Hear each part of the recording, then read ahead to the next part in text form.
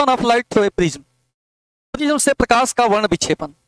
कोई अगर glass prism लेते हैं, सिंपल प्रिज्म लेते हैं और उससे व्हाइट लाइट श्वेत प्रकाश अगर तो उस प्रिज्म से होकर 7 अलग अलग कलर आपको दिखाई देगा, जिसको विक्षेपण बोलते हैं, वर्ण विक्षेपण बोलते हैं।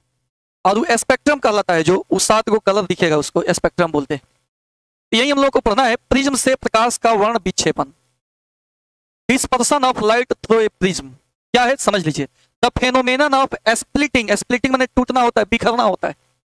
The phenomenon of splitting of white light, श्वेत प्रकाश के स्प्लिटिंग की बात हम कर रहे हैं, इनटू इट्स कॉन्स्टिट्यूएंट कलर्स, इसके जो अवयवी कलर है, 7 रंगों से मिलकर बना है श्वेत कलर, व्हाइट लाइट श्वेत कलर 7 रंगों से मिलकर बना है। तो जब किसी प्रिज्म से कोई लाइट रेज हम माने व्हाइट लाइट को अगर हम गुजारते हैं, तो वह अपने अवयवी कलर में, अवयवी रंग में, कॉन्स्टिट्यूएंट, कॉन्स्टिट्यूएंट बोलते हैं इसको, कलर में अगर टूट जाता है तो उसको हम लोग डिस्पर्सन ऑफ लाइट बोलते हैं। फिर से देखिए, the phenomenon of splitting of white light into its constituent colors when it passes through a glass prism is called dispersion of light।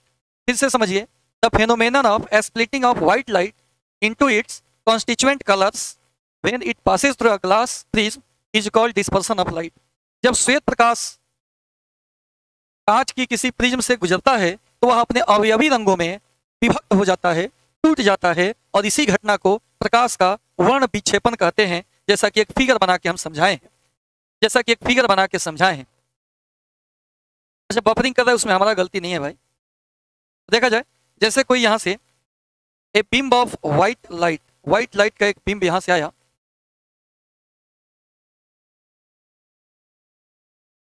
Sunlight of bulb light, यहां से कोई लाइट रेज आप गुजार दीजिए, a beam of white light, तो इस 7 अलग अलग भागों में टूट जाता है। क्योंकि मीडियम चेंज हो रहा है, तो यहां से क्या होगा, इस लाइट का यहाँ पे क्या हो जाएगा, रिफ्रैक्शन होगा। जाना चाहिए इसको सीधा, लेकिन सीधा ना जाकर मुड़ जाएगा, और मुड़ेगा फिर यहाँ से बाहर जब निकलेगा तो थोड़ा और नीचे आएगा, और इस 7 अलग अलग कलर में टूट जाता है। एक को वायलेट बोलते हैं, इंडिगो बोलते हैं, ब्लू बोलते हैं, ग्रीन बोलते हैं, येलो, ऑरेंज और रेड, विबजियोर कहते हैं।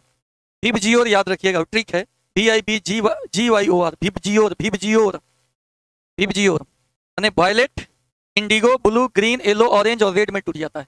सबका हिंदी लिख रही है, रेड माने लाल होता है, ऑरेंज माने नारंगी होता है, येलो माने पीला होता है, ग्रीन माने हरा होता है, और ब्लू माने नीला होता है, इंडिगो माने जामुनी होता है, वायलेट माने बैगनी होता है। इस तरह से अगर हिंदी में याद रखना है, विबजियोर नहीं याद रखना है, तो बैजा नीहा पीनाला, बैजा नीहा पीनाला, बैजा नीहा पीनाला, सब हिंदी का है। बैजा नीहा पीनाला, बैजा नीहा पीनाला, बैजा नीहा पीनाला। विबजियोर अंग्रेजी में ठीक है, VIBGYOR. V means violet, I means indigo, B मतलब ब्लू, G मतलब ग्रीन, Y माने येलो, O माने ऑरेंज, R मीन्स रेड होता है। इस तरह से 7 रंगों में टूट जाता है, 7 रंगों में टूट जाता है। इसी 7 रंगों में टूटने का जो घटना है, इसी को हम लोग बोलते हैं डिस्पर्सन ऑफ लाइट बोलते हैं। डिस्पर्सन ऑफ लाइट, वर्ण विक्षेपन का घटना। तो dispersion of light through prism को एक बार और देख लीजिए, the phenomenon of splitting of white light into its constituent colors when it passes through a glass prism is called dispersion of light। जब श्वेत प्रकाश कांच के किसी प्रिज्म से गुजरता है तो अपने अवयवी रंगों में विभक्त हो जाता है, और इस घटना को प्रकाश का वर्ण विक्षेपन कहते हैं। जैसे श्वेत लाइट यहाँ से आया, 7 रंगों में बट गया, देख रहे हो। सबसे ज्यादा मैक्सिमम डेविएशन किसका होता है, वायलेट का। कम डेविएशन, लिस्ट डेविएशन किसका होता है, रेड का। माने कम विचलन होता है, कम विचलन, कम विचलन रेड का होता है। मैक्सिमम डेविएशन यानी अधिकतम विचलन, अधिकतम विचलन वायोलेट का होता है, वायोलेट का अधिकतम विचलन होता है। इसका वेवलेंथ कम होता है, इसका वेवलेंथ ज्यादा होता है। ऐसे वेवलेंथ बढ़ते क्रम में होता है। वेवलेंथ, लेमडा मतलब वेवलेंथ, तरंगदैर्घ्य, वेवलेंथ।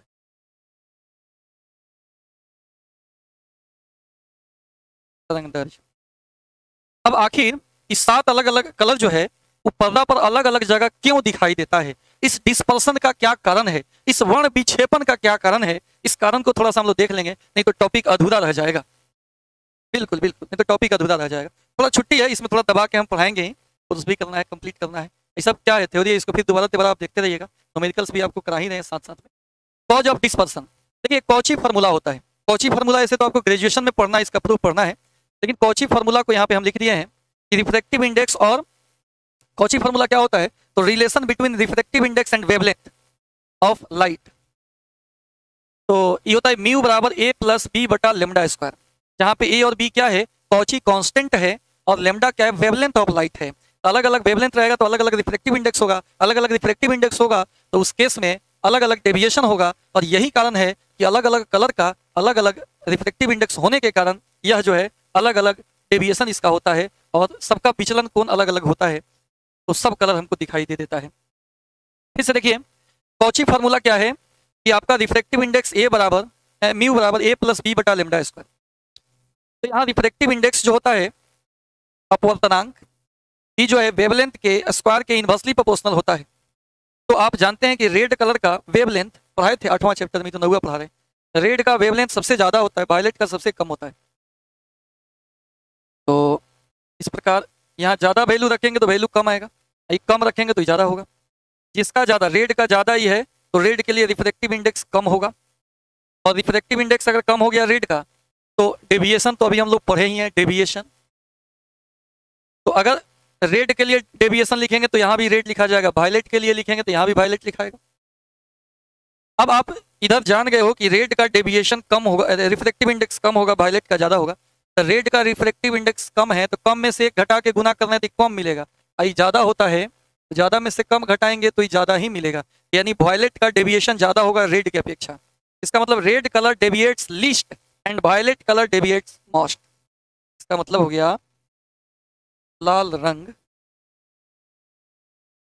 कम विचलित होता है और बैगनी अधिक विचलित होता है।